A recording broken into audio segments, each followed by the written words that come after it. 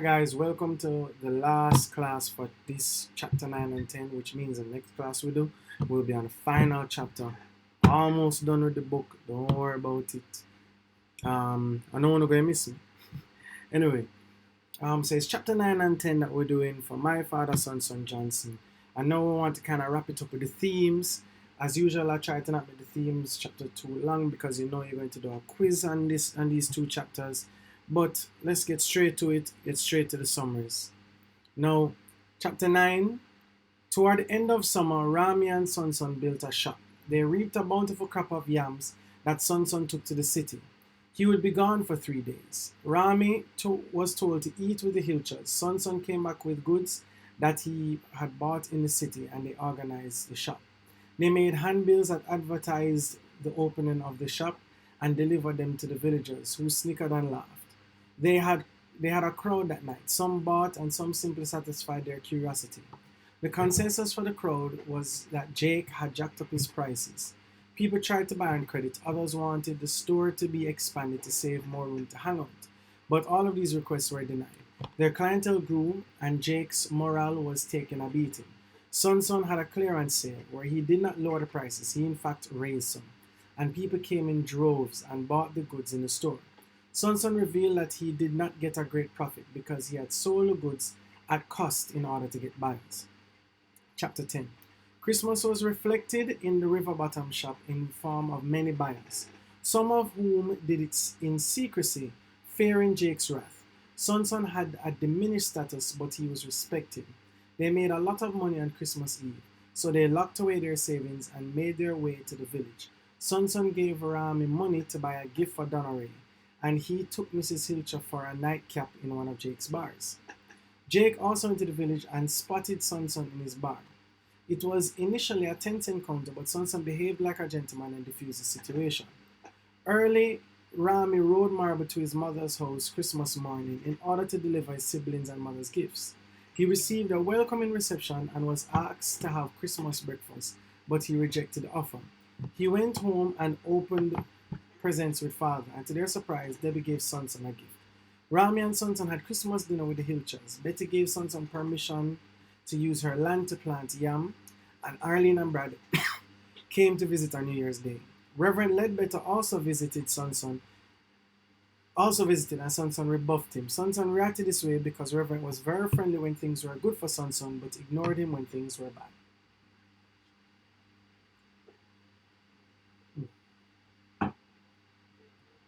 Alright, so first thing I want us to look on is the fact that we've seen the growth of these characters and the actual growth of the setting. The setting really is river bottom, and we notice that it has actually grown, right? And with this growth, we notice Son himself has grown, and Jake is actually kind of deteriorating a little in terms of his morale. Now let's go through some quotes in terms of themes. Here's a quote. When they read them, this is the signs that they're talking about the store where it says opening tonight, Johnson's store. When they read them, people snickered, some laughed outright. But I saw some older men scratching their beards. You know, when you scratch your beards, you're starting to figure maybe something is here for this.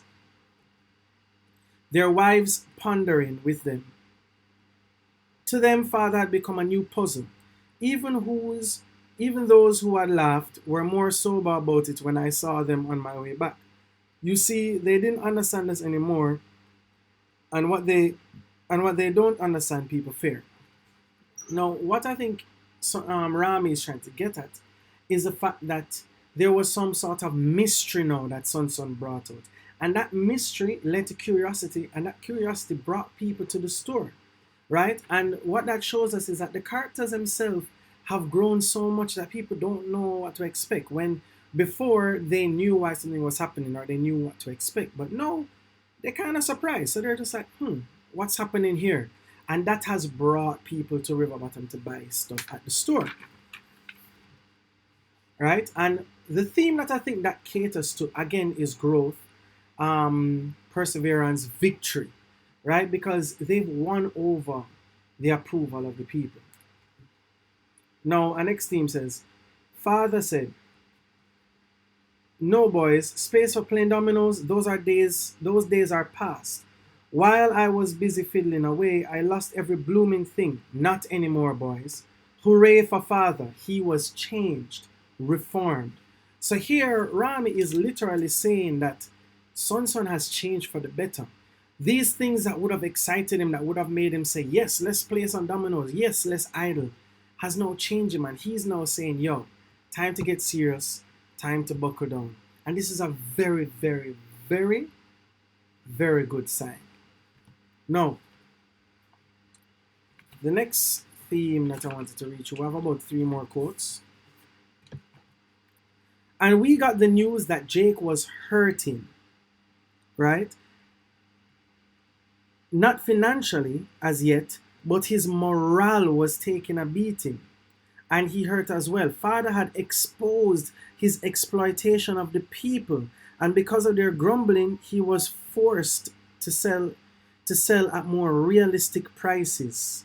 So what we notice is that the growth of Son has shown other people just how bad Jake was. In the last class, we kind of spoke about Jake as a character and how horrible he was as a person, and now people are seeing that, but not necessarily by saying that Jake is a bad person, but by the growth of Son's shop and how Son was able to sell his goods to the people and show people that, listen, his prices are too high. He's taking advantage of you, not in the same way he took advantage of me being Son, right? But he's taking advantage of people because that's the type of person he is. He's a user. Next quotation. For Ma, I had bought a lovely pair of slippers. For Arlene, a box comb and brush set, for she had begun to notice her beauty, and for Brad, a battery-powered toy luxury car. To my knowledge, nothing could possibly please him more than a good toy car screaming around the floor. Father sent Arlene a sweater and Brad a shirt and tie. The morning was simply bewitching, with the splattered stars twinkling, right? So what we notice is the theme of family relationship, where despite all of the drama that has happened, despite everything that they've gone through, family is actually what is important to Rami. And in Christmas, which is the name of the chapter, he's able to really spend time with family. So the novel is trying to show us that these deep-rooted family themes are still what is important. The last theme that we're looking onto is family again. Between then and New Year's Day, we had some visitors, Arlene and Brad. So the fact that Arlene and Brad, it goes back to the theme of growth and how the theme of growth is affecting the theme of family relationships. Arlene and Brad, who gave them all attitude in previous chapters, if you remember from past classes, are now open to the fact of visiting Son because they probably miss their father. And they're now seeing that Jake isn't really what they had hoped he'd be or all he had chalked up to be. So this is a very important moment in the novel, right? Arlene and Brad going down there. They stayed more than half a day, and Father and I hosted them grandly. I let them into all the secrets of living so close to the bush, and I bet that that when they went, they were amazed at their discovery that there was so much country fun to be had right there in the village. They had lunch with us. So remember, all of their snobbery that they were getting from Jake, visiting Rami has made them realize that they were being unnecessary and there was nothing to worry about.